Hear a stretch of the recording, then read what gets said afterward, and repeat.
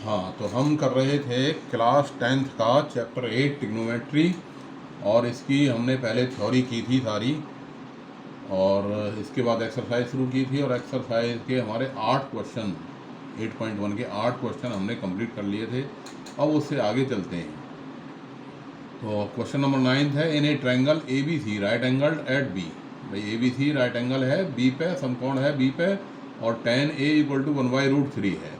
Find the value of sin A cos C plus cos A sin C and cos A cos C minus sin A sin C, इनकी value निकालनी है। वही तरीका पुराना, भाई B पे right angle है तो चलो बी पे राइट एंगल बना दिया, और ये tan A को इसने कहा 1/√3 है, तो tan A क्या हो गया, tan का मतलब साइड अपोजिट, अपोजिट कौन हो गई बी सी, और अपॉन में एडजासेंट, एडजासेंट कौन हो गई ए बी, बराबर आ गया हमारा 1/√3 हमें दे रखा है।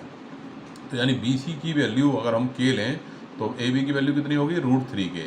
पाइथागोरस थ्योरम लगा दी, तो A C square equal to B C square plus A B square, यानी के का स्क्वायर प्लस √3 के का स्क्वायर, क्या आ गया के स्क्वायर प्लस 3 के स्क्वायर, यानी 4 के स्क्वायर आ गया। तो ए सी आ गई, रूट में 4 के स्क्वायर है यानी 2 के। अब हमें निकालना है sign A cos C plus cos A sine C. तो साइन ए क्या हो गया, बी सी अपॉन ए सी हो गया, और कॉस सी क्या हो गया, बी सी बाई ए सी हो गया। कॉस ए क्या हो गया, ए बी बाई ए सी, और साइन सी क्या हो गया, ए बी बाई ए सी। सबकी वैल्यू डाल दी हमने, के अपॉन 2 के, के अपॉन 2 के, ये √3 के अपॉन 2 के, ये √3 के अपॉन 2 के। क्या आ गया, 1/4, के से के सब कट गए, ये के से के गया, के से के गया, क्या बचा 1/4, और यहाँ पे भी ये के से के ख़त्म एंड के से के ख़त्म। ये √3 इंटू √3 कितना हो गया 3, और 2 इंटू 2 कितना हो गया 4, 3/4। तो 1/4 एंड 3/4 दोनों प्लस किया, कितना हो गया 4/4, 4/4 यानी 1। इसी तरह से नेक्स्ट में cos A cos C minus sine A sine C. तो कॉस ए क्या हो गया, A B by A C, cos C क्या हो गया, B C by A C, sine A क्या हो गया, B C by A C, sine C क्या हो गया, ए बी बाई ए सी। अब जो चीज़ इधर है उतना ही इधर है, A B into B C upon A C square है, A B into B C upon A C square है। तो सेम थिंग माइनस करोगे तो क्या आ गया आंसर, 0 आ गया। क्वेश्चन नंबर 10 क्या कह रहा है, in triangle P Q are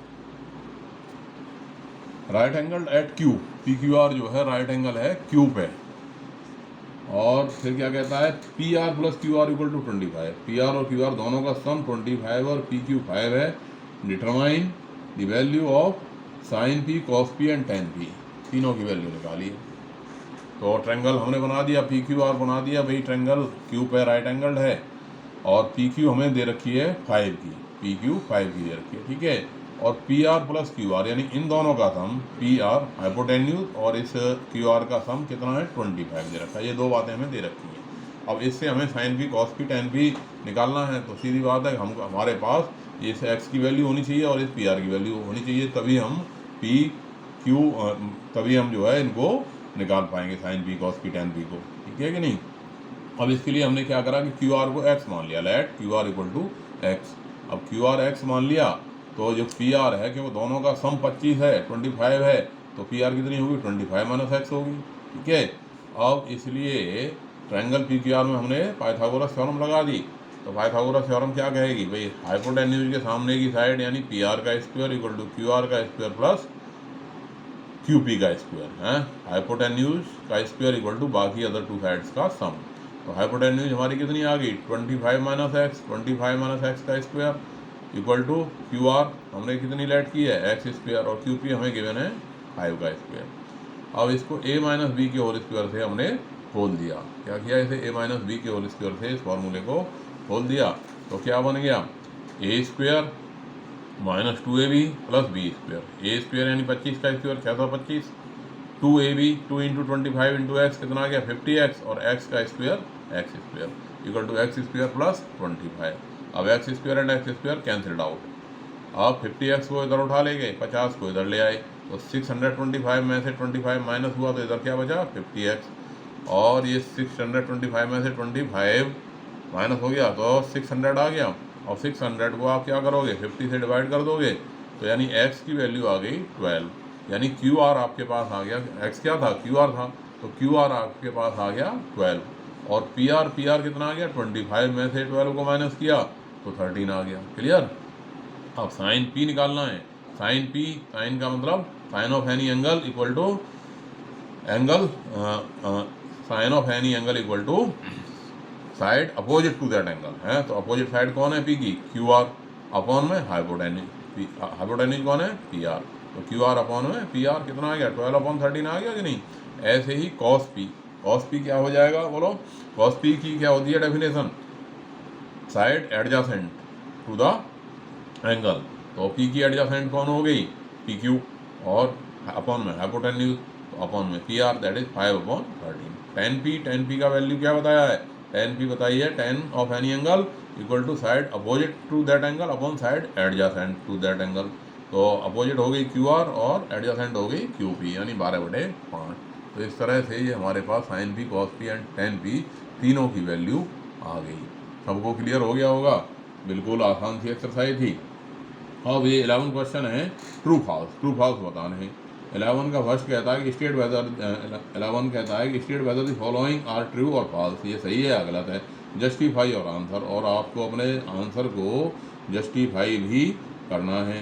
तो पहला कह रहा है कि the value of 10 is always less than 1। भाई 10 की वैल्यू हमेशा 1 से कम होगी, ऐसा कह रहा है। तो अब 10 क्या होता है? 10 राइट एंगल ट्रायंगल की opposite side, right angle triangle में side opposite to that angle upon side adjacent to angle. अब ये कह रहा है कि ये 1 से छोटा होगा, तो ये बात सही नहीं है। क्यों नहीं है सही? क्योंकि भाई दोनों जो जो बेस और हाइट का जो रेशियो है वो कुछ भी हो सकता है, कम मतलब 1 से कम भी हो सकता है, 1 से ज़्यादा भी हो सकता है। और उसमें क्या होगा कि 45 डिग्री से पहले ये 1 से कम होगा, और 45 डिग्री के बाद जो जो हम बढ़ेंगे तो 10 की वैल्यू बढ़ती चली जाएगी। इसलिए ये बात बिल्कुल फॉल्स है। पहला जो स्टेटमेंट है ये फॉल्स है, क्योंकि एज 45 से अगर ये कहता the value of 10 is always less than 1 if A is less than 45, तब ये बात सही होती। क्योंकि मैं आगे की बात बता के चल रहा हूँ आपको। क्लियर? सेकंड कह रहा है कि sec a equal to 12/5 for some value of A, कि sec a की वैल्यू 12/5 है। सही बात है, हो सकती है। क्यों हो सकती है? क्योंकि हमेशा इसमें क्या होगा कि भाई हाइपोटेन्यूज से क्या होता है? हाइपोटेन्यूज अपॉन में बेस। तो हाइपोटेन्यूज बड़ी होगी, बेस छोटा होगा, तो ये बात ठीक लग रही है बिल्कुल। अब तीसरे में कह रहा है cos a is abbreviation of used of cosecant of angle A है। cos a क्या होता है? कोसिकेंट का स्मॉल रूप होता है, छोटा रूप होता है, तो गलत बात है। cos a नहीं होता, कोसिकेंट ऑफ एंगल ए का छोटा रूप क्या होता है? कोसेक ए होता है। और ऐसे ही cos a किसका छोटा रूप होता है? कोसाइन ए का है। तो अगर यहाँ पे ये लिख रहा होता कि cos a is abbreviation of used for the cosine of angle A, तब ये बात सही होती। और ये इस तरह से कोसेकेंड लिखा हुआ है, और या ऐसे लिखा होता कि cosec A is the abbreviation used for the cosecant of angle A, तब भी सही होती। लेकिन क्या लिख रहा है? कॉस ए इज एब्रीविएशन, कि कॉस ए संक्षिप्त रूप है किसका? 2 सेकेंड ऑफ एंगल ए का, तो ये बात गलत हो गई, ठीक नहीं है। चौथा part, cot A is the product of cot and A. Cot और ए का प्रोडक्ट है क्या? नहीं, बिल्कुल नहीं है, ये प्रोडक्ट नहीं है भाई। कॉट ऑफ एंगल ए का मतलब है कोटेंजेंट ऑफ एंगल ए, और कोटेंजेंट ऑफ एंगल ए का मतलब adjacent side to angle A upon में side opposite to angle A. ये कॉट और ए का मल्टीप्लाई बिल्कुल भी नहीं है। अब साइन थीटा इक्वल टू, इसने कहा 4/3 for some angle. Sine theta की वैल्यू कह रहा है 4/3 है, तो क्या ये बात सही है? ये बात सही नहीं है। क्यों नहीं है सही? क्योंकि साइन क्या होता है? परपेंडिकुलर अपॉन में sine equal to P upon H कहते हैं, या side opposite to angle A या एंगल थीटा अपॉन में हाइपोटेन्यूज। अब हाइपोटेन्यूज इसमें छोटी दिखाई दे रही है 4/3 है, तो हाइपोटेन्यूज दूसरे उससे परपेंडिकुलर से छोटी नहीं हो सकती, क्योंकि hypotenuse is the longest side. अगर ये साइन थीटा इक्वल टू 3/4 लिख रहा होता तो अब ये सही होता, लेकिन 4/3 बिल्कुल भी ठीक है, इसका आंसर नहीं है। तो इस तरह से ये एक्सरसाइज आपके समझ में आ गई होगी। उसके बाद हमारी एक्सरसाइज है 8.2। तो इसके लिए हमने अभी पीछे जब थ्योरी समझाई थी, तो ये जो टेबल है इसको निकालने का तरीका भी बताया था कि भाई साइन 0 क्यों आता है, साइन 30 1/2 क्यों आता है, साइन 45 1/√2 क्यों आता है, साइन 60 √3/2 क्यों आता है, और साइन 90 1 क्यों आता है, और कॉस ए 1 क्यों आता है, और कॉस 30 √3/2 क्यों आता है, और कॉस 45 1/√2 और कॉस 60 1/2 और कॉस 90 0 हो जाता है। इसी तरह से tan में tan 0 0 होता है, tan 30 1/√3 होता है और tan 45 1 हो जाता है, tan 60 √3 हो जाता है और tan 90 नॉन डिफाइंड होता है। ये सारी बात मैंने आपको प्रूव करके भी दिखाई थी। चलो आपकी अगर समझ में प्रूव ना भी आया हो तो ये साइन कॉस tan की 0 30 45 60 और 90 की वैल्यू 3-4 बार लिख के देखोगे तो ये याद हो जाएंगी निश्चित रूप से। और जब याद हो जाएंगी तो ये एक्सरसाइज बिल्कुल ईजी हो जाएगी, क्योंकि ये इसमें भी काम आएगी और अगला जो हमारा चैप्टर 9th है उसमें भी ये वैल्यूज़ हमें बार बार काम आएंगी। तो इनको याद करना ज़रूरी है, ठीक है। प्रूफ के सहित याद हो जाए तो बहुत अच्छी बात है, और बिना प्रूफ नहीं तो बिना प्रूफ के तो याद करनी है। तो इन वैल्यूज़ को जो है याद कर लोगे, क्योंकि मैं हमेशा रटने के लिए मना करता हूँ, लेकिन यहाँ थोड़ा सा आपको अगर प्रूफ में समझ नहीं आ रही तो आप रट लीजिए, ठीक है, कोई बात नहीं। अब हम एक्सरसाइज करते हैं। Sine 60 cos 30 plus sine 30 and cos 60 value डालनी है। टेबल पहले शुरू में 2-4 सवाल में आप टेबल देख करके भी वैल्यू डालोगे ना तो फिर वो याद हो जाती हैं। जैसे साइन 60 टेबल में आपने देखा कितना आ गया √3/2, कॉस 30 टेबल में देखा कितना आ गया √3/2, साइन 30 कितना आ गया 1/2, कॉस 60 आ गया 1/2। इससे आपको ये भी पता लग गया कि साइन 60 की वैल्यू कॉस 30 के बराबर होती है और साइन 30 की वैल्यू कॉस 60 के बराबर होती है। ये सवाल इसी हिसाब से डिजाइन किए जाते हैं जिससे बच्चे को ये की नॉलेज बढ़ती चली जाए, उसको चीज़ें समझ आती चली जाए। अब मल्टीप्लाई कर दिया, 3/4 हो गया, 1/4 हो गया, 4/4 यानी कि 1 हो गया। दूसरा क्वेश्चन है 2 tan square 45 plus cot square 30 minus sine square 60।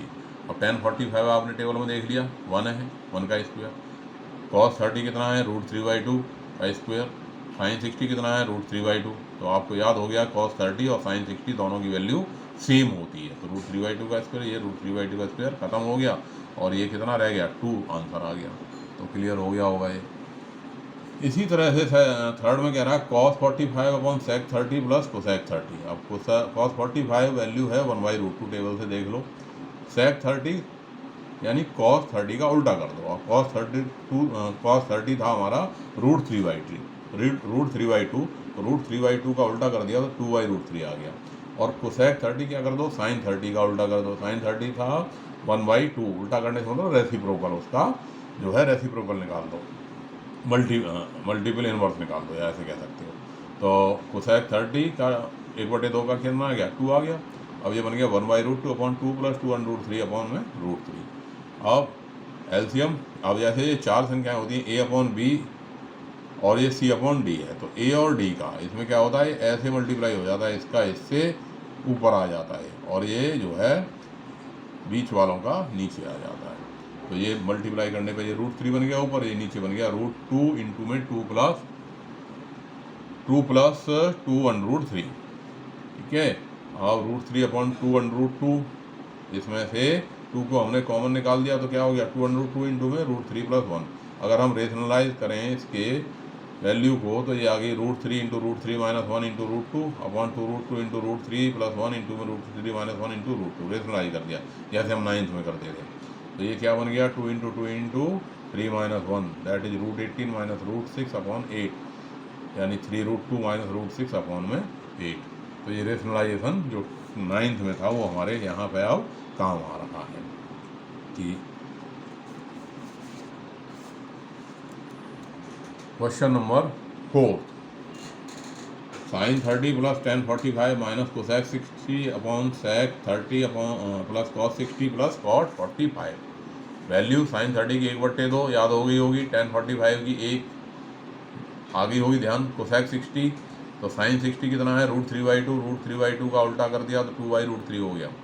ऐसे ही sec 30 किसका उल्टा है cos 30, और याद हो गया होगा कि cos 30 और साइन 30 की वैल्यू बराबर होती है, तो यानी ये cos 30 √3/2 तो sec 30 2/√3।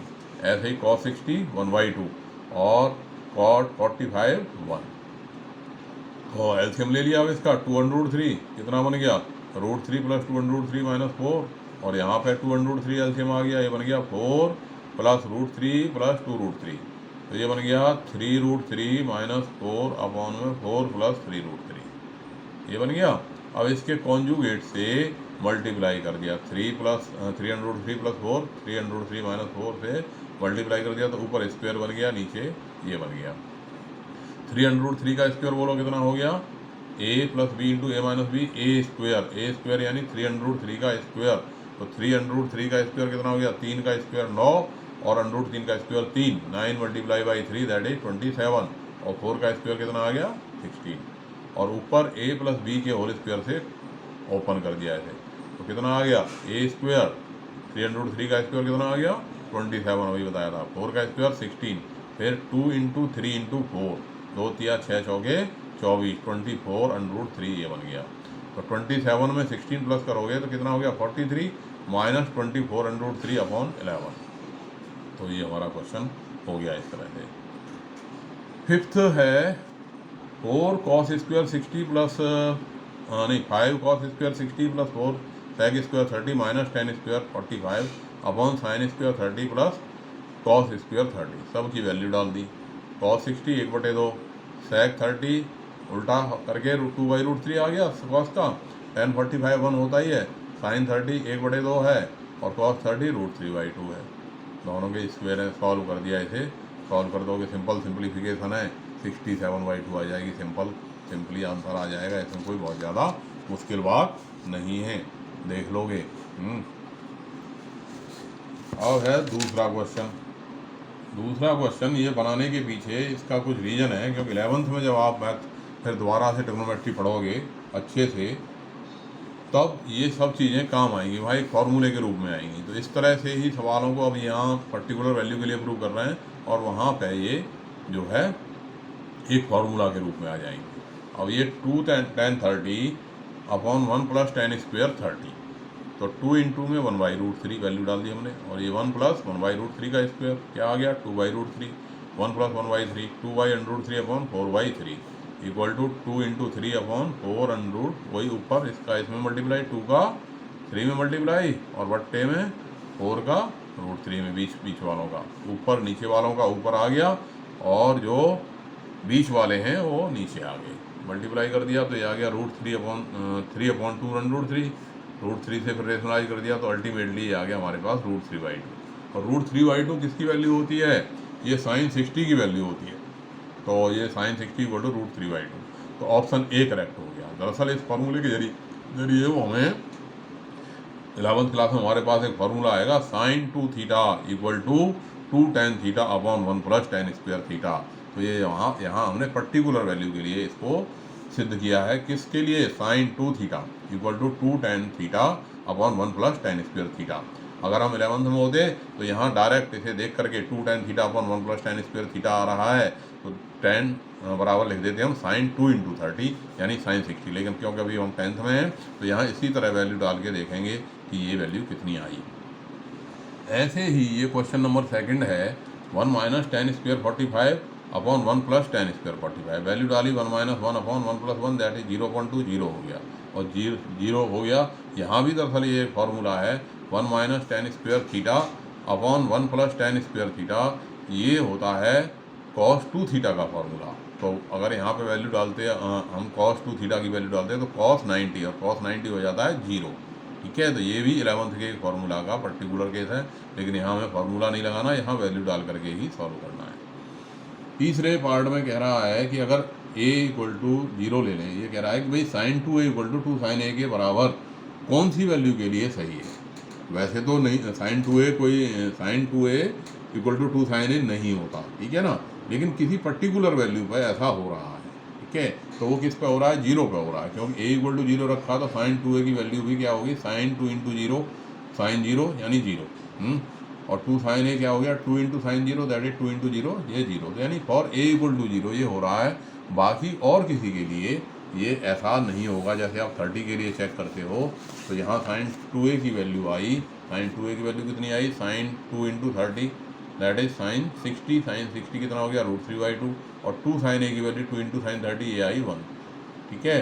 तो ये केवल a = 0 के लिए तो sin 2a = 2 sin a है, बाकी के लिए नहीं है, तो ये कोई जनरल रिजल्ट नहीं है, ये एक पर्टिकुलर रिजल्ट है। जैसे फर्स्ट और सेकंड वाला जो क्वेश्चन था वो जनरल रिजल्ट थे, और ये एक पर्टिकुलर रिजल्ट है जो केवल इसी के लिए सही है, बाकी के लिए नहीं सही। ऐसे ही अब ये फोर्थ में जो समझाना चाह रहा है 2 tan 30 upon 1 minus tan square 30, value डाली हमने 2 इंटू में 1 upon under 3, 1 minus 1 upon under 3 का स्क्वायर, 2 अपॉन अंडर 3, 1 माइनस 1/3, तो ये आ गया 2/3। वही फिर मल्टीप्लाई, हम सीधे भी ऐसे काट सकते हैं ऊपर से ऊपर वाले को, तो ये आ गया हमारे पास 3 ऊपर चला गया है। ऐसे भी लिख के काट कर सकते थे कि ये 2 यहाँ लिख देते 2 इंटू 3, और ये 2 इंटू अंडर 3, फिर ये 2 से 2 काट देते, तो बात वही आ जाती, आंसर सॉल्व होकर के अंडर 3 आ जाता। तो tan 60 की वैल्यू अंडर 3 है, तो 2 tan 30 upon 1 minus tan square 30 equal to tan 60। ये एक जनरल रिजल्ट है। जनरल रिजल्ट कैसे है कि 2 tan theta upon 1 minus tan square theta equal to tan 2 theta होता है। 11th में हम ये फार्मूला फिर पढ़ेंगे, 2 tan थीटा, थीटा की जगह 30 लगाया, तो ये क्या आ गया upon 1 minus tan square theta equal to tan 2 theta, तो बराबर आ गया tan 2 इंटू 30, tan 2 इंटू 30 यानी tan 60, यानी वहाँ हम बिना कैलकुलेशन के ही सीधा आंसर लिख देते, लेकिन अब हम 10th में हैं तो यहाँ इसी प्रकार से करेंगे। तीसरा क्वेश्चन, साइन की वैल्यू अगर tan a plus B root 3 है और tan a माइनस बी 1/√3, ऐसा क्वेश्चन बोर्ड में कई बार आया है, बिल्कुल आसान होता है भाई। tan a प्लस बी क्या है, √3 है, और tan a माइनस बी 1/√3 है, दोनों की वैल्यू हमें याद होनी चाहिए। तो tan में वैल्यू √3 कब होती है, tan 60 पे, और tan में वैल्यू 1/√3 कब होती है, ये tan 30 पे होती है। तो कभी कभी यहाँ साइन या कॉस कर दे तो उसकी वैल्यू होती है उसकी, जिस पर वैल्यू है वो यहाँ लिख दो। अब tan a plus B tan 60 के बराबर हो गया, यानी a plus B equal to 60 हो गया, a minus B equal to 30 हो गया, a minus B equal to 30 हो गया। अब इक्वेशन 1 में से इक्वेशन 2 को माइनस किया, b से b प्लस कर दिया इक्वेशन 1 और 2 को, तो b से b कट गया, 2a इक्वल टू कितना आ गया, 90 आ गया, a कितना आ गया 90/2, दैट इज 45 हो गया। और ऐसे ही इक्वेशन 1 में रख दिया तो 45 प्लस बी इक्वल टू 60, यानी बी आ गया 60 माइनस 45, दैट इज 15, यानी ए की वैल्यू 45 आ गई और बी की 15 आ गई। इस तरह से ये तीसरा क्वेश्चन हो गया। चौथा क्वेश्चन हमारा ट्रू फॉल्स का है, state whether the following are true और फॉल्स, जस्टिफाई और आंसर। ट्रू फॉल्स बताना है कौन सा सही है और क्या सही नहीं है, और सही नहीं है तो क्यों नहीं है। तो sine A plus B equal to sine A plus sine B होता है, बिल्कुल नहीं होता भाई। तो ये फॉल्स है, क्योंकि हम यूज करके देखेंगे तो ये नहीं आएगा। The value of sine theta increases as theta increases. अब आप टेबल में देखोगे, जो टेबल बनी हुई है वैल्यू की, उसमें साइन 0 0, साइन 30 1/2, और फिर साइन 45 1/√2, और फिर साइन 60 √3/2, और फिर साइन 91। तो थीटा के साथ साथ जो थीटा बढ़ रहा है साइन की वैल्यू बढ़ती चली जाती है। इसको आप ऐसे भी सोच सकते हो कि जैसे जैसे एंगल बढ़ेगा तो जो परपेंडिकुलर है पी की वैल्यू बढ़ती चली जाएगी। तो इसलिए ये बात बिल्कुल सही है। The value of cos theta increase as theta increase, ये बात ठीक नहीं है, क्यों कॉस में उल्टा होगा, क्यों ज्यों ज्यों एंगल बढ़ेगा बेस की वैल्यू छोटी होती चली जाएगी। ऐसे टेबल से आप देख सकते हो कि ज्यों ज्यों थीटा 0 से 90 की ओर जा रहा है तो साइन कॉस जो है 1 से 0 आ रहा है, यानी घट रहा है। कॉस की वैल्यू थीटा के बढ़ने के साथ साथ घटती है, जबकि साइन की वैल्यू थीटा के बढ़ने के साथ साथ घटती है। तो साइन की वैल्यू थीटा के बढ़ने के साथ साथ बढ़ती चली जाती है, लेकिन कॉस की वैल्यू थीटा के बढ़ने के साथ साथ घटती चली जाती है फर्स्ट क्वाड्रेंट में। क्लियर। ऐसे ही अब sine theta equal to cos theta है for all values of theta. सही है ये बात? बिल्कुल नहीं सही, केवल 45 के लिए सही है, क्योंकि आप देख रहे हो टेबल में कि साइन 45 और कॉस 45 की वैल्यू तो बराबर है, लेकिन बाकी और किसी में साइन की वैल्यू कॉस के बराबर, जैसे साइन 0 0 है, जबकि कॉस 0 क्या है 1 है, तो बाकी किसी में और बराबर नहीं है। क्योंकि हम सही तभी मानते हैं कि एक वैल्यू सही होने से कोई बात सही नहीं हो जाती, जो सबके लिए सही हो तभी हम उसे कहते हैं कि ये कम्प्लीटली करेक्ट है। ऐसे ही पांचवा क्वेश्चन है, cot A is not defined at A equal to 0। तो सही बात है भाई, कॉट ए नॉट डिफाइंड लिखा हुआ है, उसमें देख रहे हो tan 0 0 होता है, तो कॉट 0 क्या हो गया, नॉट डिफाइंड हो गया, 1/0 नॉट डिफाइंड हो गया। तो ये आसान सी एक्सरसाइज थी हमारी 8.2, ये आपने ज़रूर समझ में आ गई होगी। अब है एक्सरसाइज 8.3। तो जो फॉर्मूले मैंने शुरू में बताए थे, क्या बताए थे कि sine 90 minus A equal to cos A, cos 90 minus A equal to sine A, tan 90 minus A equal to cot A, sec 90 minus A cosec A, cosec 90 minus A sec A, यानी 90 में minus करने पे इसको हम ऐसे भी कह देते हैं कि 90 से माइनस करने पे 90 माइनस थीटा साइन कॉस में चेंज हो जाता है, कॉस साइन में चेंज हो जाता है, टेन कॉट में चेंज हो जाता है, सेक कोसेक में चेंज हो जाता है और कोसेक सेक में चेंज हो जाता है। बहुत आसान सा क्वेश्चन ये आता है। जैसे अब ये आ गया साइन 18 अपॉन कॉस 72, इसमें हमेशा ऐसे क्वेश्चन में इन दोनों का सम 90 होगा। एक चीज़ आप गांठ बांध लो, एक सोच लो, एक को बदलो, दोनों को नहीं। अब जैसे एक 18 एक 72 है तो कई बार बच्चे ऐसे सोच लेते हैं कि चलो जब एक वैल्यू इनमें 45 से ज़्यादा होगी, जो दोनों का सम 90 होता है, तो एक वैल्यू 45 से ऊपर होगी और दूसरी वैल्यू 45 से कम होगी। तो बच्चे इसको इस तरह से कर लेते हैं कि हम सभी वैल्यूज़ को 45 से नीचे ले आते हैं। तो 18 है, छोड़ दिया, ऐसे कुछ नहीं किया हमने। 72 ये 45 से बड़ा है तो इसको हमने क्या लिख दिया, 90 माइनस 18 लिख दिया। 72 की प्लेस पे क्या लिख दिया, 90 माइनस 18, यानी हमें सबको 45 से नीचे लिखना है। अब इस पर फार्मूला लगा दिया कॉस 90 माइनस थीटा का, तो कॉस 90 माइनस थीटा क्या होता है, साइन थीटा, यानी साइन थीटा की जगह पे अब क्या है यहाँ पे 18 है, तो अब हम साइन 18, साइन 18 बट्टे से साइन 18, आंसर क्या आ गया 1। और कई बच्चों को तो उत्तर याद हो जाते हैं कि भाई 1 आता है, लेकिन सबका 1 नहीं आता है। अब ऐसे ही tan 26 अपॉन कॉट 64, तो वही नियम लगा दिया हमने भाई, जो 45 से ऊपर वाली वैल्यू है उसको 90 में से घटा के लिख दिया, तो क्या आ गया, 90 माइनस 26 आ गया। और कॉट 90 माइनस 26 क्या हो गया, tan 26, दोनों कट के आपस में आंसर 1 आ गया। ऐसे ही cos 48 माइनस साइन 42, वही नियम लगा दिया भाई, 45 से बड़ी वाली वैल्यू कौन है, 48, तो इस 48 की जगह क्या लिख दिया, 90 माइनस 42 लिख दिया, और माइनस साइन 42 अपनी जगह है। तो कॉस 90 माइनस 42 क्या बन गया, साइन 42, साइन 42 में से साइन 42 घट गया, आंसर आ गया 0। ऐसे ही कोसेक 31 माइनस कोसेक 59, वही रूल लगा दिया, 45 से बड़ी वैल्यू है 59, तो इसको 90 में से घटा के लिख दिया, 59 की जगह क्या लिख दिया, 90 माइनस 31, और इस 31 को ऐसे ही छोड़ दिया। तो सेक 90 माइनस 31 क्या आ जाएगा, कोसेक 31, और कोसेक 31 में से कोसेक 31 माइनस हो गया, आंसर आ गया 0। ठीक है, तो इस तरह से बहुत ही आसान से क्वेश्चन है। वही बात यहाँ पे है दूसरे में, दूसरे का first tan 48, tan 23, tan 42 and tan 67, वही रूल अप्लाई कर दिया कि जो जो 45 से बड़े हैं उन सबको 90 माइनस करके लिख दिया, tan 90 माइनस 42, और ये 23 छोड़ दिया ऐसे का ऐसे ही, 42 ये भी छोटा है 45 से, ऐसे ही छोड़ दिया, 67 ये बड़ा है तो इसको 90 माइनस 23 के रूप में लिख दिया, तो ये क्या बन गया, cot 23 बन गया, और ये क्या बन गया, tan 42, ये अपने ऐसे के ऐसे ही रहे।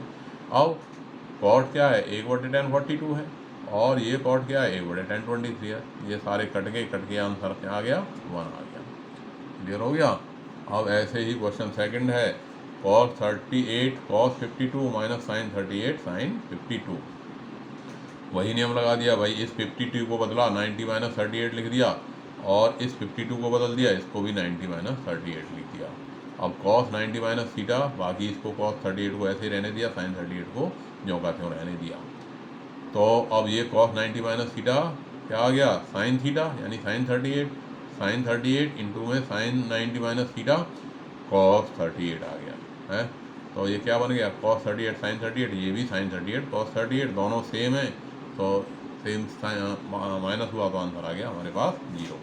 तो बहुत ही एक्सरसाइज इजी होती है, ट्रिग्नोमेट्री जब थोड़ी समझ में आ जाती है तो इसे करने में बड़ा आनंद आता है, क्योंकि इसमें है ना काटने को बहुत मिलता है, इससे ये कट गया, इससे ये कट गया, और काटने में बड़ा आनंद आता है, काटने पीटने में बड़ा आनंद आता है ना। चलो थोड़े हिंसक हो जाते हैं हम, तो हिंसा कभी कभी बड़ी अच्छी लगती है, तो ट्रिग्नोमेट्री में हमें काफ़ी हिंसा करने को मिल जाती है, काटने कूटने को मिल जाता है। चलिए tan 2a है cot a माइनस 18 है। अब इसमें a की वैल्यू निकालनी है, ऐसा क्वेश्चन अक्सर आता है बोर्ड में, बिल्कुल ध्यान रखिए, इसमें एक को बदल दो भाई और दोनों को समान कर लो, यानी दोनों को या तो tan, जैसे अब ये tan और cot है तो इसे या तो cot में ले आओ या दोनों को tan में ले जाओ, दोनों तरीके से हो सकता है। तो इसको मैंने क्या लिख दिया, cot 90 माइनस 2a लिख दिया, तो इसे क्योंकि cot 90 माइनस 2a बराबर क्या होगा, tan 2a होगा। क्यों लिख दिया, क्योंकि इधर cot है तो इसलिए इसको भी हमने cot में चेंज कर दिया 90 माइनस करके। ठीक है, अब cot 90 minus 2a equal to cot a minus 18 हो गया, तो 90 minus 2a equal to a minus 18 हो गया, that is 90 plus 18 equal to a plus 2a हो गया, इसको इधर ले गए, 18 को इधर ले आए, तो 100 बराबर हो गया a प्लस 2a कितना हो गया, 3a। तो a की वैल्यू कितनी आ गई, 19 प्लस 18 108/3, यानी a की वैल्यू हमारे पास आ गई 36 डिग्री। क्लियर हो गया कि नहीं क्वेश्चन। तो ये बड़ा आसान से क्वेश्चन होते हैं।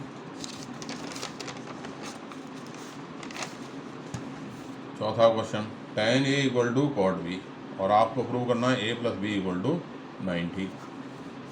बिल्कुल ईजी भाई, एक को मैंने जो बताया था एक को बदल दो भाई, इसे बदल दिया, कॉट को लिख दिया tan 90 माइनस बी, या ए भी कर सकते थे, इसको हम cot 90 माइनस ए लिख देते, बात वही आती। फिर a equal to 90 minus B, A plus B क्या हो गया 90 हो गया, प्रूव हो गया। ऐसे ही पाँचवा क्वेश्चन है sec 4a equal to cosec a minus 20, sec 4a equal to cosec a minus 20, तो क्या हो गया कोसेक 90 माइनस 4a, भाई एक को बदलो दोनों को नहीं, इसे सेक को बदला तो ये क्या हो गया सेक कोसेक 90 माइनस 4 है, और cosec 90 minus 4 equal to cosec A minus 20, और 90 माइनस 4 इसके बराबर हो गया ए माइनस 20 के बराबर हो गया।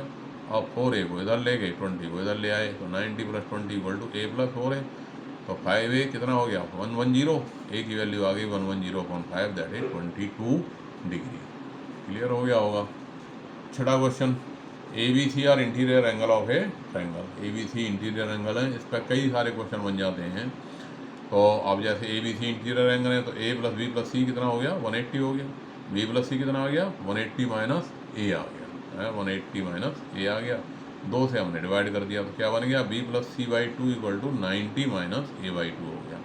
अब आप यहाँ साइन लगा दोगे क्योंकि क्वेश्चन में इसमें प्रूव करने के लिए कहा है sine B plus C by 2 equal to cos A by 2, ठीक है। तो हमने यहाँ साइन लगा दिया तो यहाँ भी साइन लगेगा साइन 90 माइनस ए बाई 2, और sine B plus C by 2 equal to क्या आ गया कॉस, क्योंकि साइन 90 माइनस ए बाई 2 को क्या बदल दोगे थे कॉस ए बाई 2 में बदल दोगे कि नहीं, तो ये sine B plus C by 2 equal to sine 90 minus A by 2 आ गया।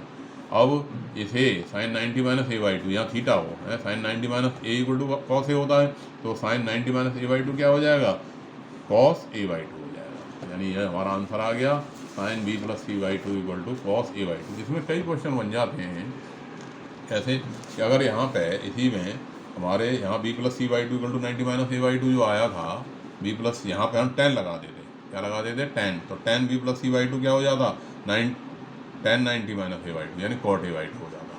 तो इसको कई बार क्वेश्चन को चेंज कर देता है, ठीक है।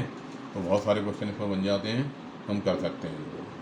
सातवां क्वेश्चन कह रहा है 67 प्लस कॉस 75 को 0 से 45 के बीच में लाना है। चलो इसे 90 में से घटा दिया 23 आ जाएगा, इसे भी 90 में से घटा दिया तो कितना आ गया 15, यानी इसकी वैल्यू आ गई कॉस 23 और इसकी साइन 15 वैल्यू आ गई। तो इस तरह से ये एक्सरसाइज हमारी ख़त्म हो गई। तो सबके समझ आ गई होगी, इसे करोगे। अब थोड़ा मैं 8.4 के लिए पहले उसका बता देता हूँ कि जो है इसमें क्या क्या चीज़ें हैं। तो इसमें 8.4 में जो फॉर्मूले हैं हमारे बेसिक फार्मूलाज, उन पर हमें काफ़ी ध्यान देना है, ठीक है। जैसे sine square A plus cos square A equal to 1, इस फार्मूले को हम कई तरह से लिख सकते हैं। कैसे, sine square A equal to 1 minus cos square A, cos square A equal to 1 minus sine square A, ठीक है भाई। इसको ले गए इधर, तो ये तीनों ही फॉर्म में हम यूज करेंगे कि अगर कहीं 1 माइनस साइन स्क्वायर ए लिखा है तो उसकी जगह पर हम क्या लिख सकते हैं कॉस स्क्वायर ए।